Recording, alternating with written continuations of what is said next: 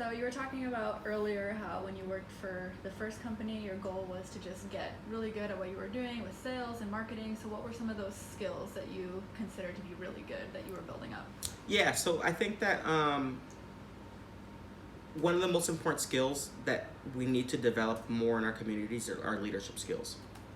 So the company that I worked with before gave us the opportunity to travel regularly across the country to meet with the executives of the company, and they're a pretty large company. They were doing well over $300 million a year.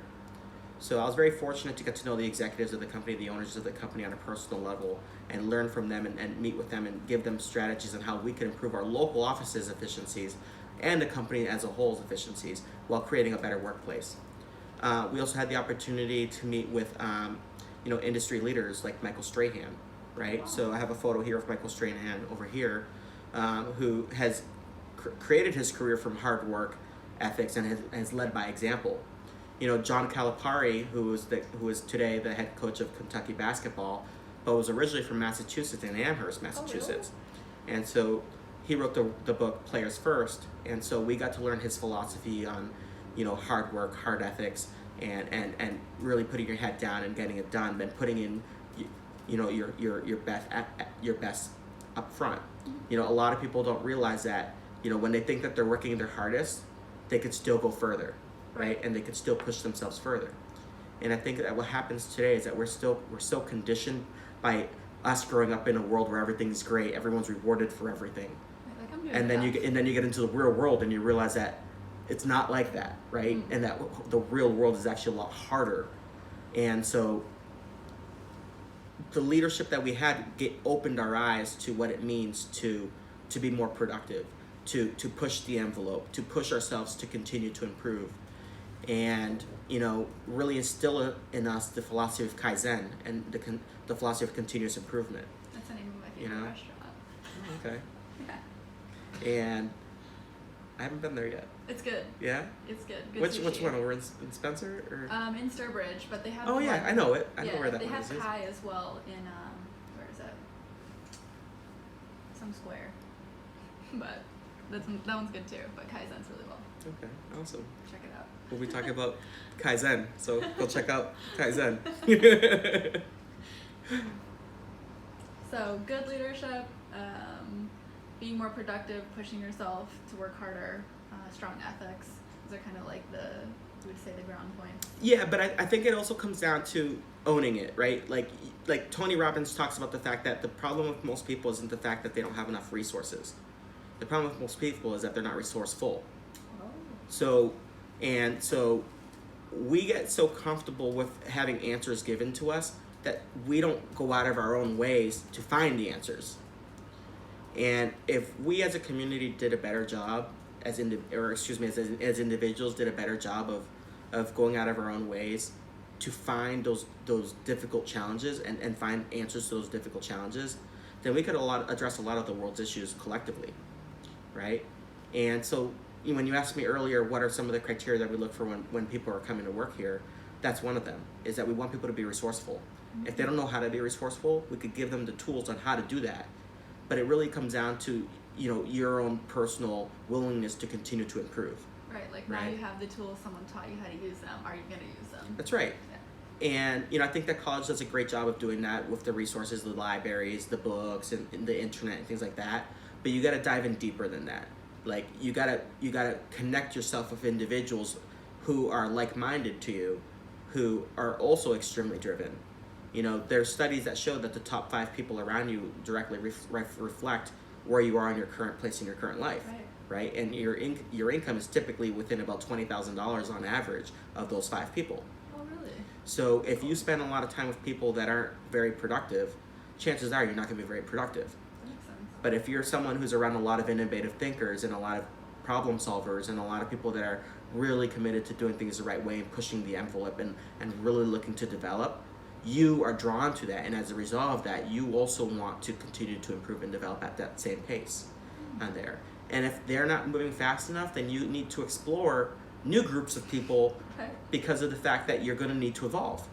And so it's very important today's time that with uncertainties of when you graduate college, not being guaranteed a great career, and you're leaving college with $50 to $100 to $200,000 of debt.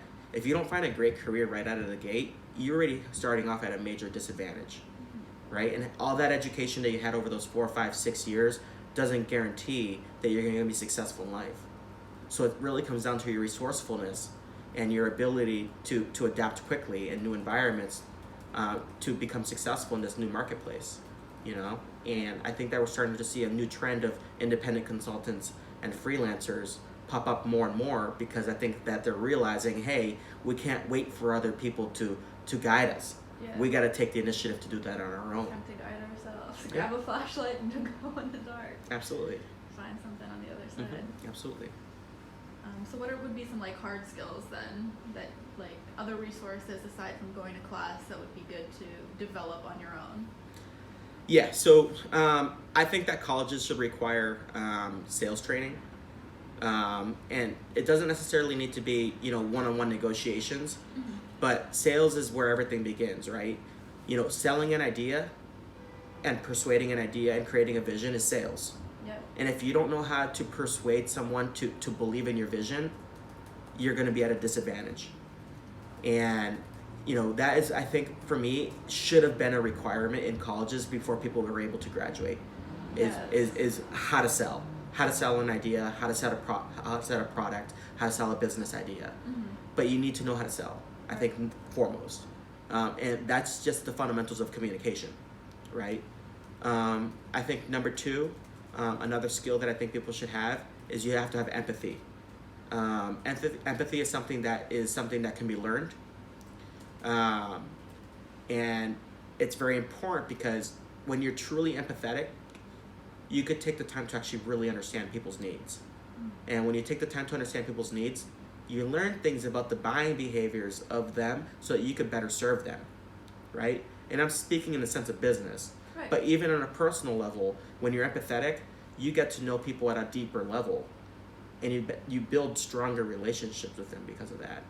And you're able to build relationships that no longer are based on, materialistic things, right? You build deeper connections with human beings that, you can't replace with anything else, And I just feel that empathy is one of those things that a lot of us have kind of forgotten about, or don't put that at the forefront of our minds, And I think just one more, aside from sales negotiations, empathy, I think it's really your willingness to go out of your comfort zone consistently. I think that we get too comfortable too often, and going into new places on the regular and meeting new people and networking with new people and just getting in really uncomfortable places is what helps you develop that skill faster.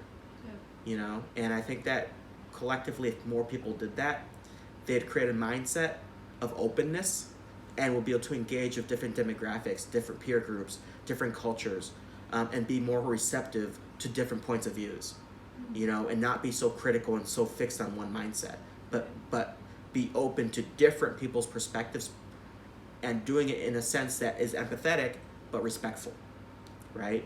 Because how often do you enter into a discussion that you have a point of view that you want to get across and the other person doesn't, and the other person doesn't have that point of view, and as a result it creates a clash.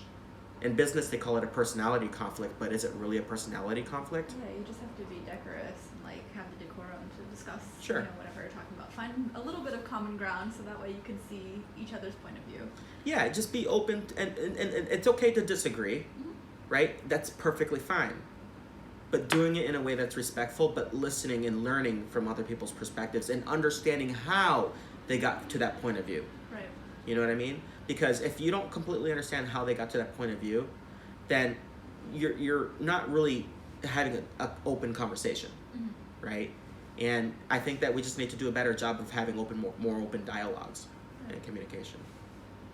And then I guess the last question I have for you, just because of time, would be what activities, classes, or other parts of your college experience best prepared you for your college or for your career, for life?